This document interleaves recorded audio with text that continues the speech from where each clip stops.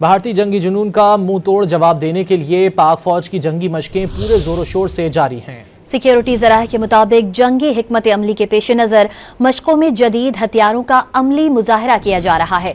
मशकों में अफसरान और जवान अपनी पेशा वराना महारतों का भरपूर मुजाहरा कर रहे हैं। सिक्योरिटी ज़राए के मुताबिक जंगी मशकों का मकसद दुश्मन की किसी भी जाहरियत का भरपूर और मुंह तोड़ जवाब देना है। भारतीय जंगी जुनून का मुंह तोड़ जवाब देने के लिए पाक फौज की जंगी मशकें पूरे जोरों शोर से जारी हैं। सिक्योरिटी ज़राए के मुताबिक जंगी हिकमत अमली के पेश नज़र मशकों में जदीद हथियारों का अमली मुजाहरा किया जा रहा है।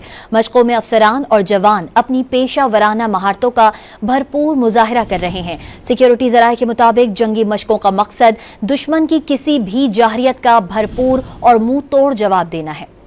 भारतीय जंगी जुनून का मुंह तोड़ जवाब देने के लिए पाक फौज की जंगी मशकें पूरे जोरों शोर से जारी हैं। सिक्योरिटी ज़राए के मुताबिक जंगी हिकमत अमली के पेश नज़र मशकों में जदीद हथियारों का अमली मुजाहरा किया जा रहा है।